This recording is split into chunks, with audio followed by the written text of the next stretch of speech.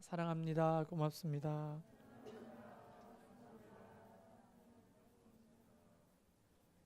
네. 8월달 설교 사역 주제가 뭐였습니까? 하나님의 성품에 대해서 우리가 말씀을 나누고 있습니다. 하나님의 성품. 지난주는 하나님의 공의로우심과 또 하나님이 사랑이시다 하는 것을 우리가 함께 나눴습니다. 여러분, 이것을 잘 이해해야 되는 것은 바로 동전의 양면과 같은 거예요. 하나님의 공의와 하나님의 사랑은 동전의 양면처럼 있기 때문에 뗄래야 뗄 수가 없습니다. 그는 가장 공의로우시면서 동시에 가장 완벽한 사랑을 가지고 계십니다. 할렐루야. 그러면 우리가 왜 하나님의 성품을 알아야 할까요? 하나님의 성품을 알아야 될 이유가 뭘까요?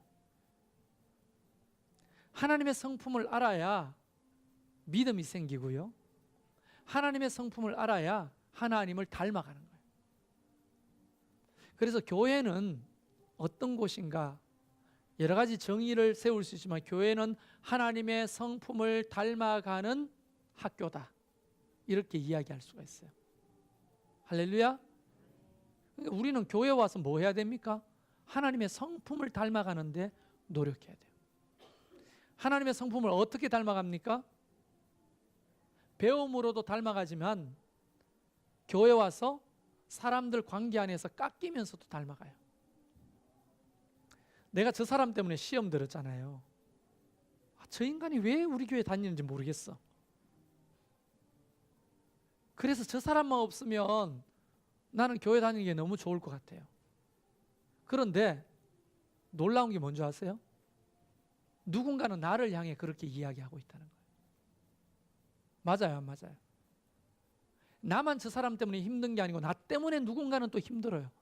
그래서 이거를 만약 이게 이런 카테고리가 다 보인다고 하면 그림을 그리면 어떻게 돼 있을까요?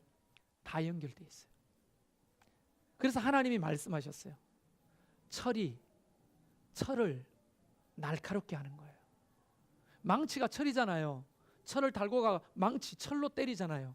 그래서 칼을 만들잖아요. 하나님이 나한테 안 맞는 저 사람을 주신 이유가 뭐예요? 같은 교회? 그를 통해서 나를 다루시는 거예요. 나는 또 누군가에게 그렇게 쓰임받고 있는 거예요. 그러면 한 가지 물어보겠습니다. 목사는 여러분한테 다름 안 받아요? 옛날에 교회 떠났다, 나 같으면. 여러분은 한두 사람이지만 나는 여러 명이에요.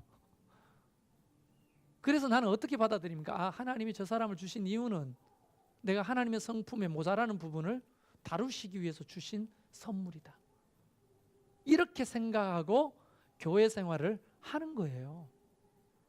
만약 저 사람이 싫잖아, 다른 교회 갔잖아요. 쓰레기차 피하다가 똥차 만나요. 그거는 100% 진리입니다. 하나님은 이쪽 교회에서 안 다뤄지면 저쪽 교회에서 더 크게 다루셔요. 그래서 여기서 다루실 때 두 손 들고 아멘 하는 편이 훨씬 나아요. 할렐루야. 그 진리를 여러분이 깨달을 수 있길 바라요. 교회는요, 내 입맛에 맞는 사람이 없어요. 나는 이렇게 말 안 하는데 저 사람은 꼭 저렇게 말해요. 기분 나빠요. 그러면서 내 인내를 다루시고 내 신앙을 다루시는 거예요. 할렐루야. 그래서 우리는 하나님의 성품에 대해서 공부해야 됩니다. 그런데 하나님의 성품을 크게 두 분류로 나눌 수가 있어요. 몇 가지로 나눈다고요? 두 가지 분류로. 하나는 뭐냐? 하나는 우리가 흉내도 못 내는 하나님만 고유하게 가지고 계시는 신성이에요. 하나님의 성품. 거기 어떤 게 있습니까? 우리 입에 붙어 있는 말들 있잖아요. 하나님 전지하시고 전능하시고. 우리 인간은 전지전능 안 하죠. 하나님만 가지고 계시는 성품이죠. 하나님은 거룩하시고, 하나님은 또 완전하시고, 하나님은 또 어려운 말입니다. 무소부재하시고, 그걸 다른 말로 더 어려운 말로 편재하시고. 헷갈리죠? 어디나 계신다는 거예요. 우리가 장현시장에서 이수경 목자 봤다면 여기는 없잖아요. 어디 있어요, 이수경 목자님이? 장현시장이 있을 거 아니에요. 근데 하나님은 장현시장에도 계시고 여기도 계시는, 그게 편재예요. 그게 하나님만 가지고 계시는 고유한 속성이면서 신성, 성품이라는 거예요. 신성은 신의 성품이라는 거예요. 그러나 한 분류는 사람도 가지고 계시고 하나님도 가지고 계시는 거예요. 이게 어떤 거 있습니까? 하나님은 사랑이시고 우리도 사랑이 있죠. 하나님은 온유하시죠. 우리도 온유한 성품이 있을 수 있죠. 하나님은 자비로우시죠. 우리도 자비로울 수 있죠. 하나님은 온유하셔요, 안 하셔요? 온유하시죠. 우리는 강팍하죠. 그러나 우리도 온유한 성품을 가질 수가 있죠. 하나님과 함께 공유할 수 있는 성품, 이런 것들이 있어요. 그래서 우리는 전지, 전능, 편재, 무소부재 이런 것들은 닮을 수가 있습니까, 없습니까? 없어요. 그 자신을 우리는 믿는 대상이에요, 하나님의 성품을. 그러나 사랑과 온유, 자비 이런 것들은 우리도 하나님을 닮아갈 수 있는 것이죠. 이게 크게 두 가지로 나눌 수 있는 겁니다. 근데 많은 인간들이 간혹 하나님의 그 신성을 닮았다고 주장하면서 이단이 되는 거예요. 자기도 전능하다는 거야. 자기도 전지하다는 거야. 그게 이단 교주들의 특징이죠. 우리 인간은 신적 능력을 가지고 있으나 죽을 수밖에 없는 신이거든요. 그래서 유한한 신이에요, 피조물들 입장에서 보면. 그런데 하나님은 영원하신 하나님이죠. 할렐루야. 그래서 오늘은 특별히 우리 입에 가장 많이 붙어있는 하나님의 속성, 전지 전능하신 하나님에 대해서 함께 말씀을 나누려고 합니다. 그런데 이 오전 시간에 전능, 오후 시간에는 전지를 나누려고 합니다. 그런데 거짓말 하나도 안 보태고 하나님의 전능하심을 나보고 이야기하라면 저는 최소한 10시간은 여기서 떠들 수 있어요. 하나님의 전능하심을 어떻게 다 그 몇십 분으로 설명할 수가 있겠습니까? 어마어마한 분이기 때문에 다 설명할 수가 없는 거예요. 전지하신 것도 마찬가지입니다. 그러나 오늘 아브라함을 만난 상태에서 하나님의 자기의 전능을 드러내시는데요, 그것만 4가지만 한번 살펴보려고 합니다. 그런데 이 전능이라는 말, 이거를 히브리 말로 이야기하면요, 한번 따라해 보실까요? 엘 샤다이. 잘못 발음하면 안 됩니다. 엘 샤다구 이렇게 하면 안 됩니다. 엘 샤다이. 엘 샤다이. 엘은 뭐예요? 보통 엘이 붙으면 다 하나님이에요. 이스라엘 하나님이에요. 이해됩니까? 라헬, 엘이 아니잖아요. 라헬도 하나님이냐 묻는 사람이 있는데 라엘일 때 하나님이죠. 요엘 하나님이에요, 엘이. 그러면 엘 뒷말이 뭐라고요? 예, 기억 안 나면 샤다구를 생각해. 샤다이, 전능이라는 거예요. 엘 샤다이는 전능하신 하나님이라는 거예요. 그럼 여러분에게 문제를 내보겠습니다. 이 전능한 하나님은 누가 제일 먼저 호칭하고 불렀을까요? 예, 아브라함이라고 해요. 또 아담. 다 나옵니다. 그러다가 어떤 건 하나 맞겠지 뭐. 누가 전능한 하나님을 가장 먼저 사용한 사람은? 네, 하나님이죠. 하나님. 보세요. 정소영 목자가 그 얘기를 했습니다. 정소영 목자가 최성열 목사를 누군가에게 소개할 때 최성열 목사는 이런 분이야 라고 소개하는 거하고 내가 내 자신을 소개하는 거하고 어떤 게 더 맞을까요? 바꿔 생각해 보세요. 여러분이 아는 여러분하고 남이 아는 나하고 뭐가 더 정확합니까? 내가 아는 내가 더 정확하잖아요. 나는 정소영 목자를 소개할 때 내가 그동안에 경험하고 본 정소영 목자밖에 몰라요. 내가 그 속을 어떻게 알 거야? 그죠? 뭐가 들어앉아 있는지 내가 어떻게 알 거예요?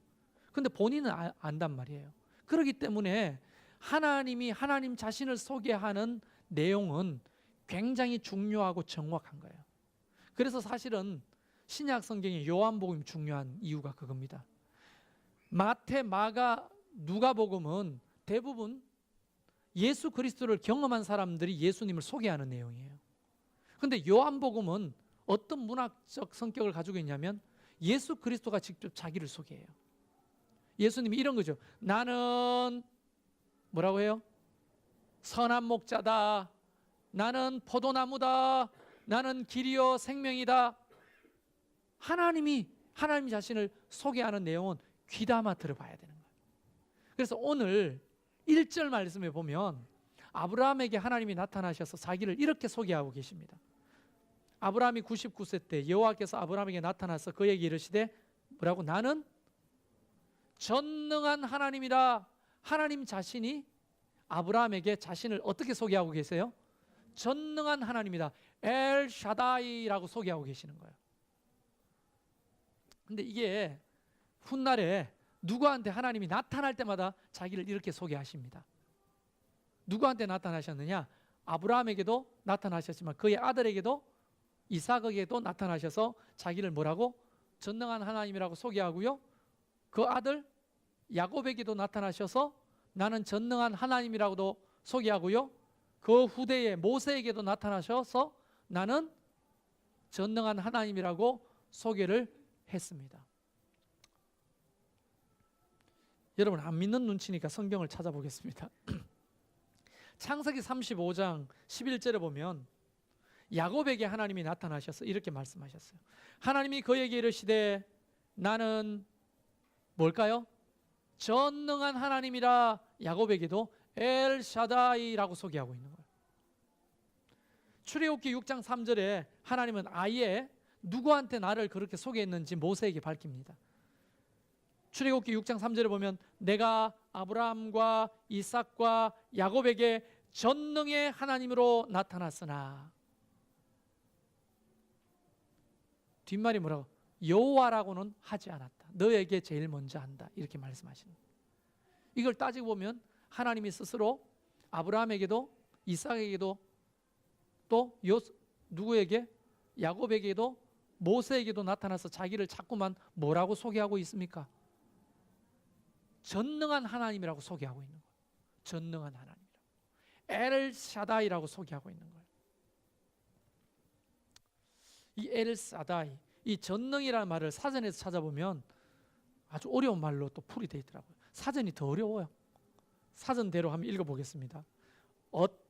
그 어떤 존재하고도 비교할 수 없는 초월성과 충만성과 신실함이 내포되어 있는 하나님의 이름이다. 이렇게 되어 있어요. 제가 설명하면 더 쉬워요. 전능이 뭡니까? 모든 것을 다 할 수 있다 이 말이에요. 하나님은 불가능이 없다는 거예요. 하나님은 모든 것을 뭐 할 수 있다? 할 수 있다는, 할 수 있다. 할렐루야. 자, 그래서 하나님의 그 전능하심을 오늘 아브라함에게 나타나셔서 그 전능하심을 약속해 주시거든요. 네 인생에 내가 나의 이 전능함을 부어주겠다 약속하신 것이 있어요. 그런데 우리가 설교를 들을 때는 어떻게 들어야 되냐면 이렇게 들어야 돼요. 아, 그 옛날 아브라함에게 하나님이 이렇게 전능하심을 드러내셨구나 하나 알았어. 이걸로 끝나면 설교를 듣는 태도가 꽝이에요. 어떻게 들어야 되냐면 아브라함 대신에 자꾸만 나를 거기에 더 넣어야 되는 거예요. 내 자신을. 아, 아브라함에게 저렇게 전능하심을 드러냈다면 나에게도 저 전능하심을 드러내실 수가 있어요, 없어요? 있구나. 자, 아브라함에게 저렇게 약속하셨다면 나에게 지금 하나님이 약속하시는구나. 이렇게 받아들이면서 설교를 들어야 되는데 간혹 많은 사람들은 똑똑한 사람, 특히 똑똑한 사람 알았어. 지식으로 자꾸 머리에 넣어요. 그래서 나중에 어떤 목사님이 어떤 자리에서 질문합니다. 전능하신 하나님 뭐예요? 엘샤다이요. 오, 많이 아시네요. 엘샤다이는 누가 제일 먼저 말했을까요? 하나님요. 오, 많이 아시네요. 그걸로 끝나면 그것만큼 부끄러운 게 없는 거예요. 여러분, 엘샤다이가 무슨 뜻인지 누가 이 표현을 제일 많이 썼는지 이거는 별로 우리에게 중요한 게 아니에요. 참고사항이에요. 중요한 것은 아브라함에게 엘사다이, 전능의 하나님을 약속하시고 그 전능을 베푸셨다면 나에게도 베푸심을 알고 믿는 것이 중요한 거예요. 그래서 오늘 설교 들을 때 하나님의 전능하심이 아브라함과 동일하게 여러분의 인생에도 이렇게 될 줄로 저는 믿습니다. 그러면 궁금한가요? 궁금한가요? 듣고 싶어야 들려요. 안 듣고 싶으면 안 들리거든요. 여러분이 이 말씀이 듣고 싶어지기를 소원합니다. 아브라함에게 나타나셨어요. 자, 보세요. 아브라함에게 처음 나타나셨는데 그 나이가 몇이에요? 아브라함의 나이가 99세예요. 근데 하나님이 뭐라고 말씀하시냐면 너를 번성하게 할 것이라고 약속하십니다. 6절에 내가 너를 심히 번성하게 할 것이다. 여기서 이 번성이라고 하는 말은요, 아브라함이 듣기로는 어떻게 듣느냐 하면 이렇게 들어요. 너에게 아들이 있을 것이다. 이렇게 들리는 거예요. 몇 살에? 우리 교회 86세이신 정수희 집사님이 계시거든요. 일부 예배 때 나왔어요. 정수희 집사님, 하나님이 정수희 집사님이 아들을 주신대요 지금. 이러니까 뭐라고 하냐면 이러는 거예요. 말은 안 하고.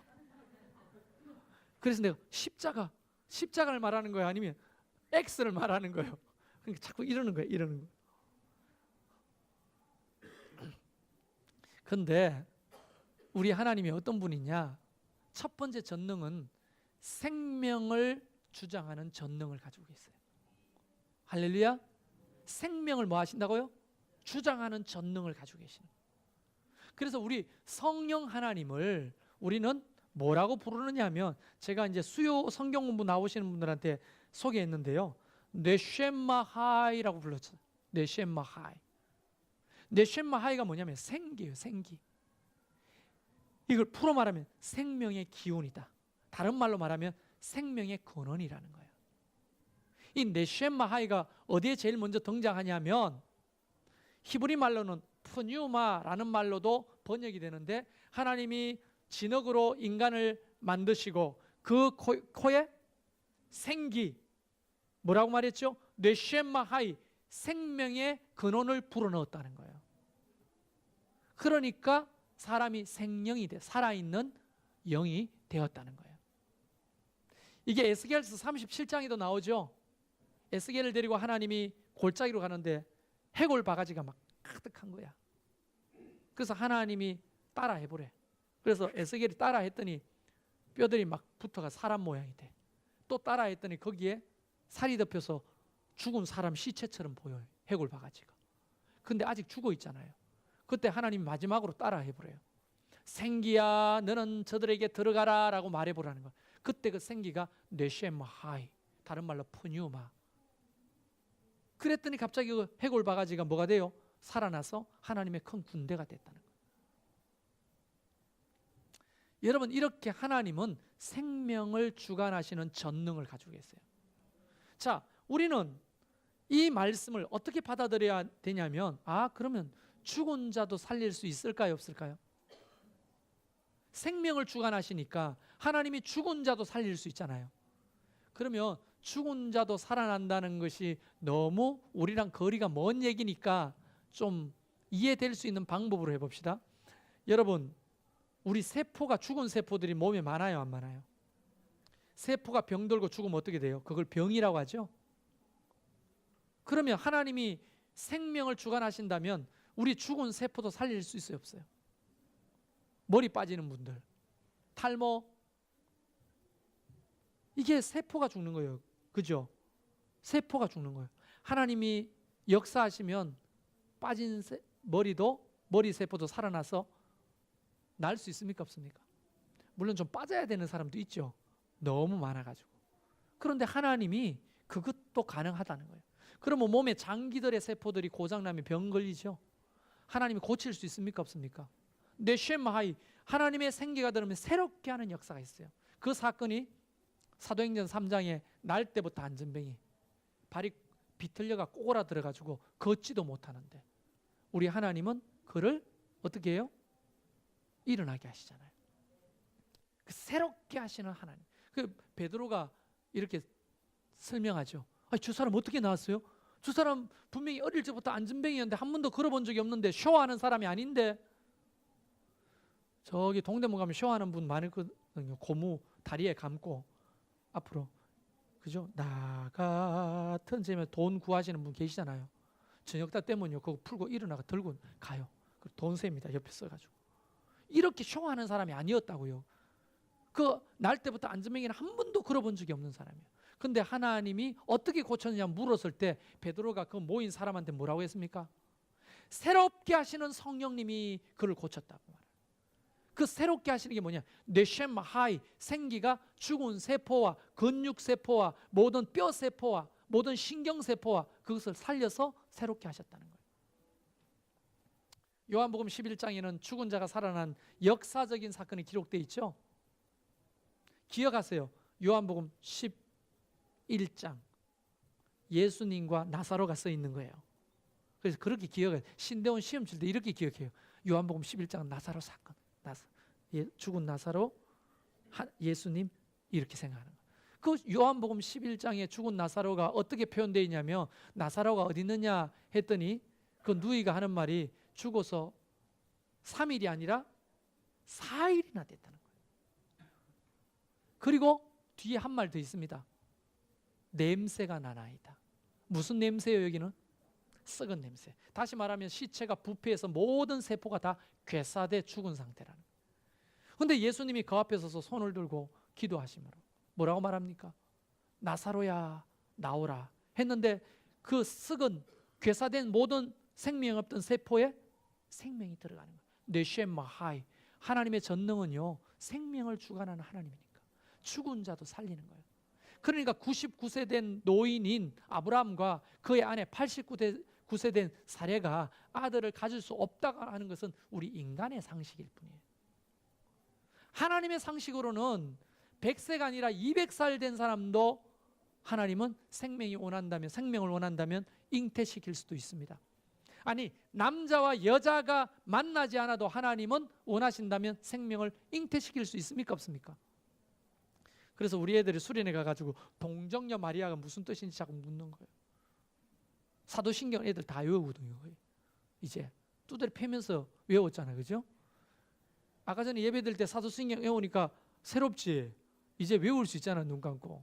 그런데 그 말에 동정녀가 무슨 뜻이냐는 거예요. 무슨 말이에요? 남자를 알지 못하는 수처녀를 말하잖아요. 마리아는 남자와 자본 적이 없어요. 그러나 성령의 능력으로 잉태하시는 이유는 뇌셴마하이기 때문입니다. 할렐루야. 그러니까 그가 100세의 아들을 낳는 거예요.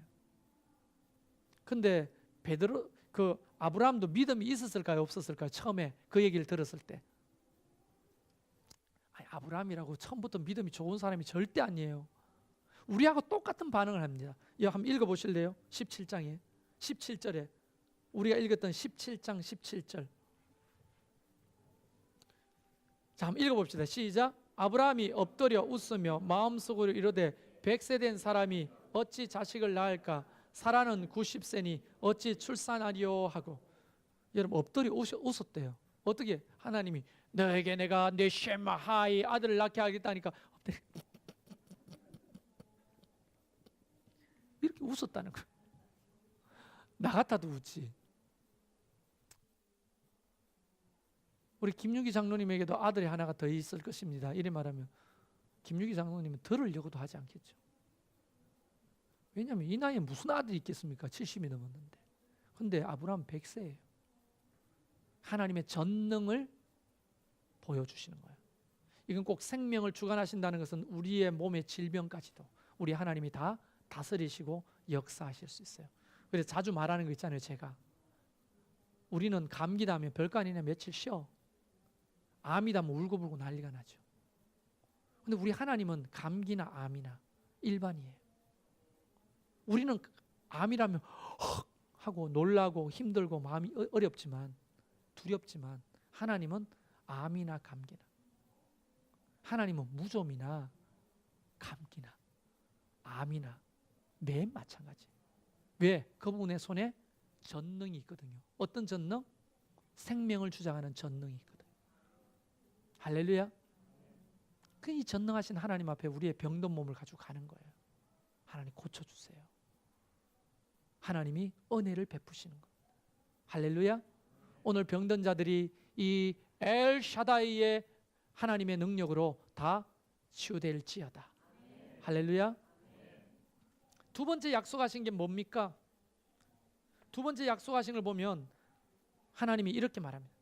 네 이름을 바꾸겠다. 5절에 이제 후로는 내 이름을 아브라함이라 하지 아니하고 아브라함이라 하리니 이는 내가 너를 여러 민족의 아버지가 되게 함이니라.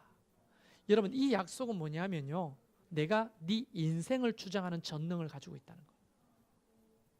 개개인의 삶의 인생을 주장하는 거예요. 여러분, 저는 성명학을 제일 먼저 만드신 분이 누구예요?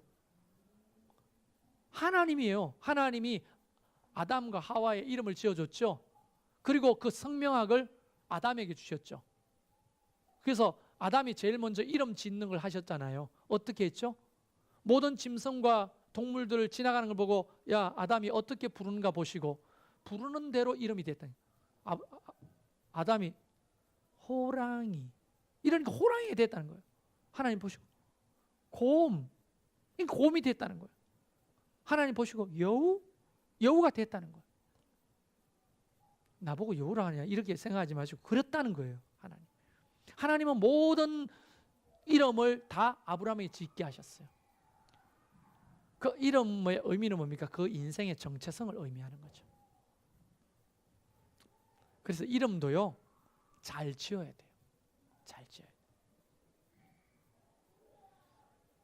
근데 하나님이 오늘 아브람을 아브라함으로 고치라는 거예요.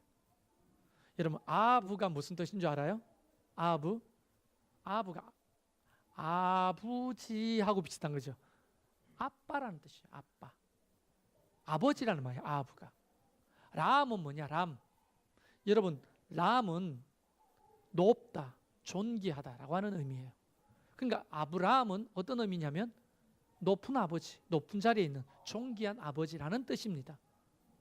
그런데 하나님은 아브라함이라고 했어요. 아브가 뭐라고 했어요? 아버지라고 했죠. 라함은 모든 민족이라는 뜻이죠. 많은 사람, 열방. 그러니까 아브라함은 모든 민족의 아버지라는 말입니다. 인생이 완전히 바뀌었어요. 이름이 바뀌고.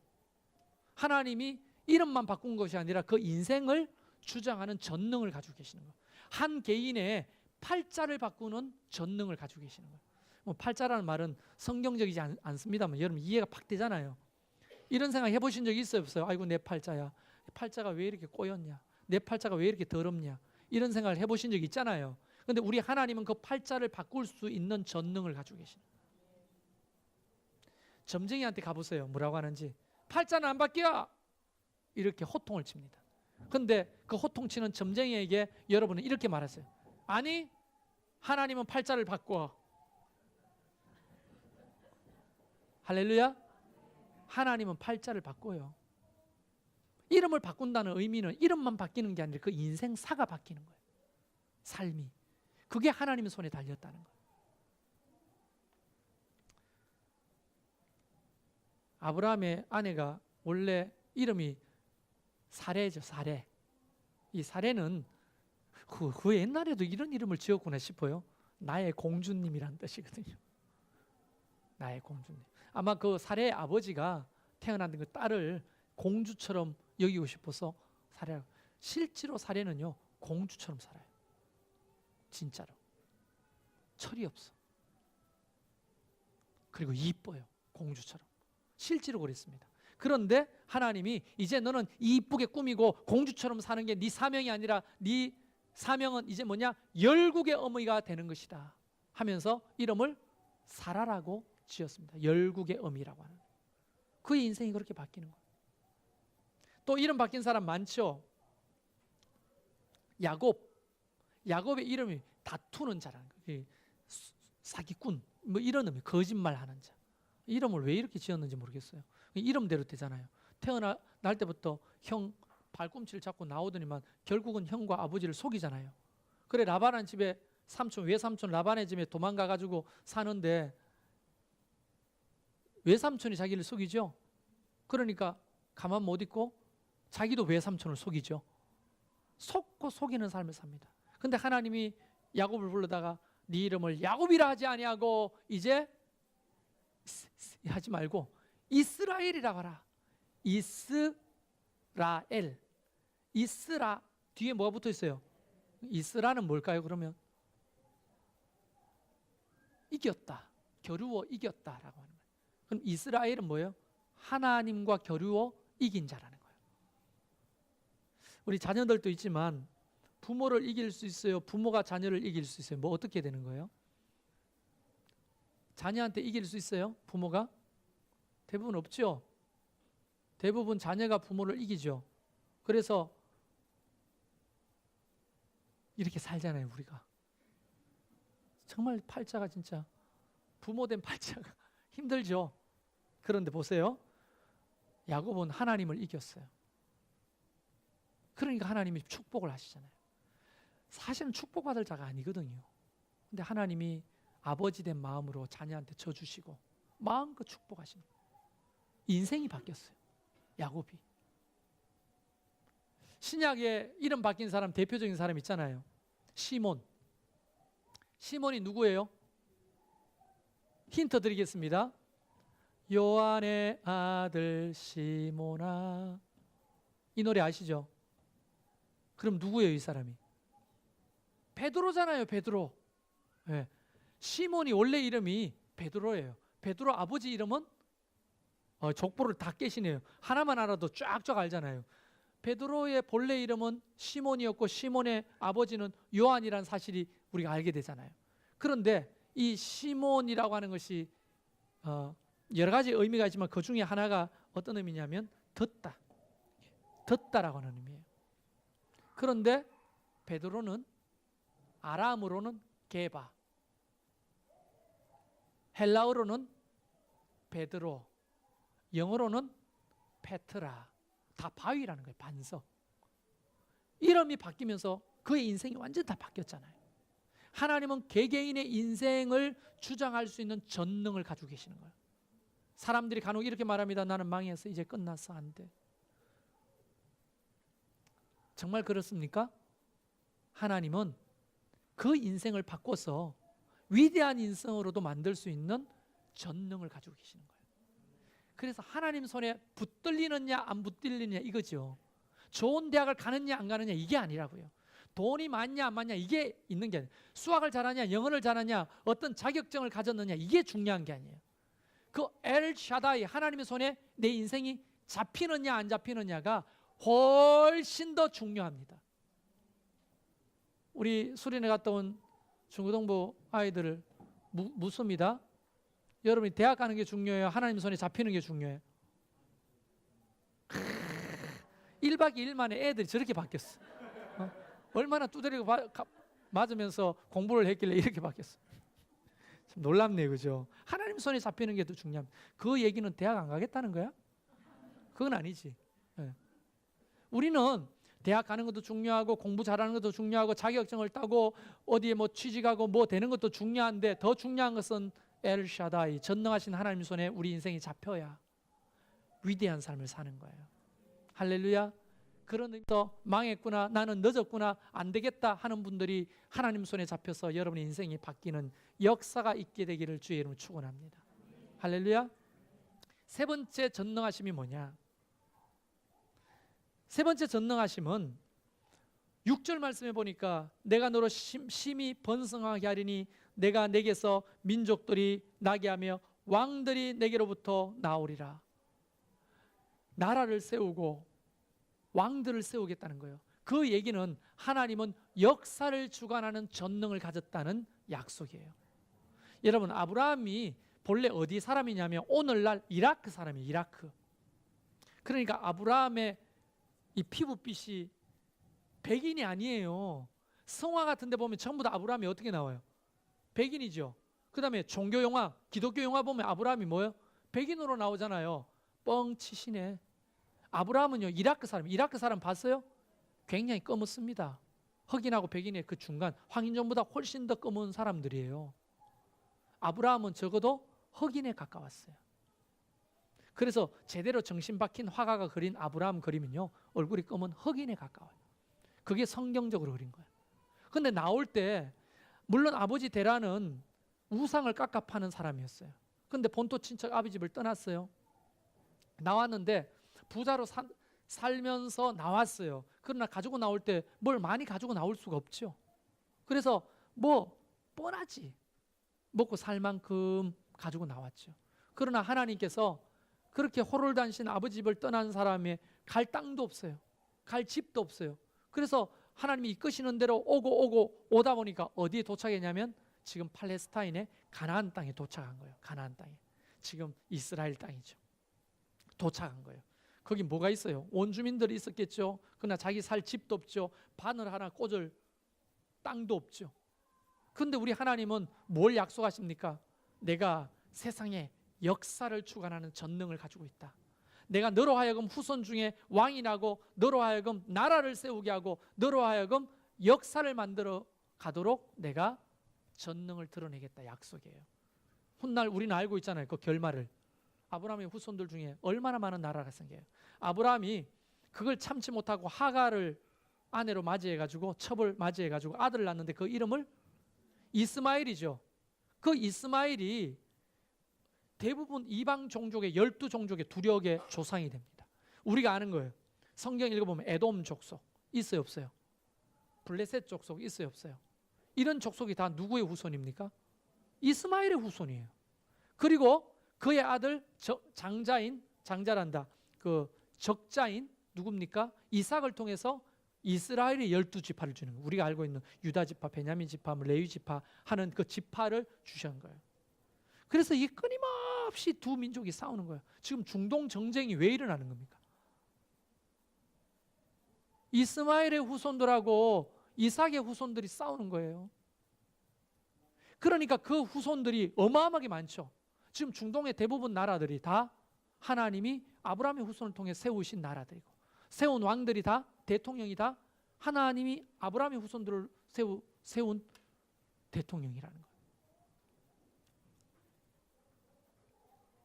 여러분 만약에 여러분의 가정에 대통령이 날 거예요. 대통령이. 이러면 보세요. 여러분 지금 분위기가 이런 거잖아요. 그 나랑 아무런 상관없어요. 이 집안에 대통령이 날 거예요. 어때요? 난 그런 별로 소용없고요. 그냥 성실하게 그런 말 말고 진짜 하나님이 대통령을 그 집안에 주실 거예요 하면 이게 우리에게 피부로 안 와닿잖아요. 아브라함은 더 했겠죠. 호롤단신 아버지 집을 떠나가지고 집도 절도 없는 객지에 와가지고 사는데 하나님이 갑자기 그에게 뭐라고 말합니까? 나라도 세우고 네 후손 중에 왕들도 세울 거다. 나는 너를 통해 역사를 주관하게 될 것이다. 그런데요, 이 말이 결말적으로 어떻게 알고 있습니까? 자 보세요. 이슬람 조상이 누굽니까? 이슬람의 조상 아브라함이죠. 아브라함. 이슬람은요 자기 조상을 아브라함을 고백하고 있어요. 기독교의 믿음의 조상은 누구예요? 우리 개신교회 아브라함이잖아요. 믿음의 조상이잖아요. 가톨릭의 믿음의 조상은 누굴까요? 아브라함이잖아요. 유대교의 믿음의 조상은 누구예요? 아브라함이잖아요. 자 보세요. 가톨릭, 유대교, 이슬람, 가톨릭 전 지구의 3분의 1을 차지하는 종교들입니다. 이 종교들의 조상이 누구라고요? 아브라함이에요. 지구를 들었다 놨다 하는 모든 민족과 나라의 조상이 아브라함이 돼 있어요. 하나님의 전능하심이 그 호롤단신 혼자 나왔던 그 아브라함을 축복하시니까 가능하잖아요. 하나님은 역사를 주관하시는 분이에요. 할렐루야. 우리가 남북 통일 될까요? 안 될까요? 사람들은 안 될 거다 하는데 하나님의 손에 달리면 역사를 하나님이 주관하는 되는 거예요. 할렐루야. 개인의 역사뿐 아니라 나라의 역사도 하나님의 손에 달렸습니다. 마지막으로 여러분이 제일 듣고 싶은 전능이에요. 8절 말씀에 보면은 하나님이 이렇게 말합니다. 내가 너와 내 후손에게 거류하는 이 땅 곧 가나안 땅 온 땅을 주고 영원한 기업이 되게 하고 나는 그들의 하나님이 되리라. 이 말이 무슨 말입니까? 부귀와 권세, 재물과 영광을 주장하는 전능을 가지고 있다는 거예요. 하나님이 그렇게 말씀하십니다. 금도 내 것이요 은도 내 것이다. 이 학계에서 하나님이 직접 금도 내 것이다, 은도 내 것이다. 잠언에서는 뭐라고 말합니까?